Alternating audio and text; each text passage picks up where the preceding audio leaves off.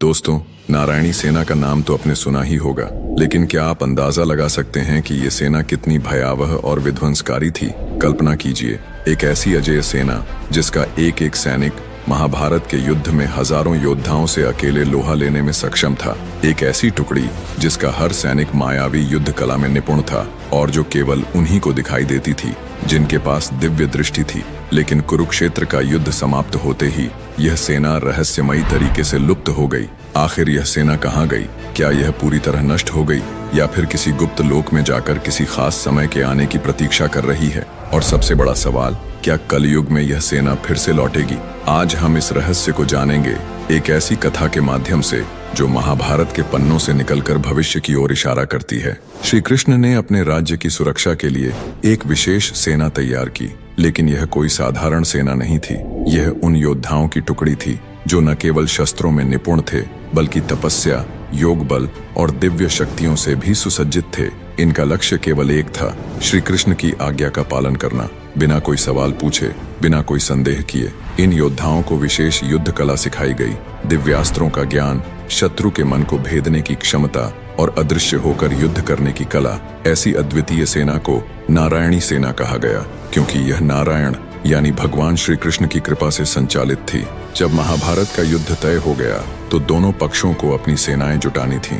दुर्योधन और अर्जुन दोनों सहायता मांगने के लिए द्वारका पहुंचे, लेकिन जब वे श्री कृष्ण के पास पहुंचे तो कृष्ण विश्राम कर रहे थे। जब श्री कृष्ण जागे तो दोनों ने श्री कृष्ण को अपनी तरफ से युद्ध लड़ने को कहा। यह सुनकर कृष्ण ने कहा, मैं तो किसी एक के ही साथ हो सकता हूँ। अब उन्होंने दोनों को एक कठिन चुनाव दिया।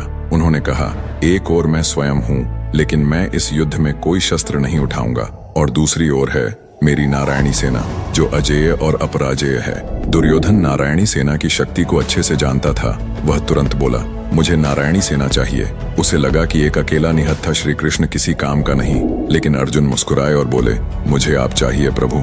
यहीं पर तय हो गया था कि धर्म की विजय होगी, क्योंकि बल से अधिक बुद्धि और ईश्वर का साथ महत्वपूर्ण होता है। और नारायणी सेना शक्तिशाली तो थी, लेकिन इतनी भयावह और विध्वंसकारी सेना का नेतृत्व सही से तो केवल कृष्ण ही कर सकते थे। वह कृष्ण के नेतृत्व के बिना अधूरी थी। कहा जाता है कि इस सेना में श्री कृष्ण के 18,000 साथी भी थे, जो सब महान योद्धा थे। महाभारत युद्ध में नारायणी सेना कौरवों की ओर से लड़ी। इनके योद्धा अद्वितीय थे।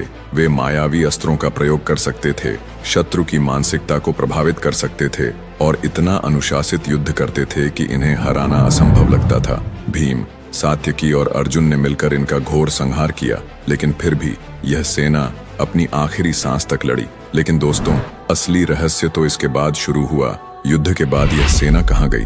महाभारत युद्ध समाप्त हुआ, श्री कृष्ण द्वारका लौट गए, लेकिन युद्ध में बची हुई नारायणी सेना का कोई नामो निशान नहीं था। क्या वे युद्ध में पूरी तरह समाप्त हो गए थे? नहीं। कुछ ऋषियों और योगियों का मानना है कि श्री कृष्ण ने अपनी योग माया से इस सेना को एक गुप्त लोक में भेज दिया। कहा जाता है कि नारायणी सेना आज भी कहीं अस्तित्व में है, लेकिन यह केवल उन्हीं को दिखाई देती है जिनकी आत्मा शुद्ध और दृष्टि दिव्य होती है। कुछ लोग कहते हैं कि यह सेना गोलोक चली गई, जहां यह श्री कृष्ण के आदेश की प्रतीक्षा कर रही है। कुछ तांत्रिक ग्रंथों में लिखा है कि यह सेना एक अलग आयाम में जाकर तपस्या कर रही है, और जब कलयुग में अधर्म चरम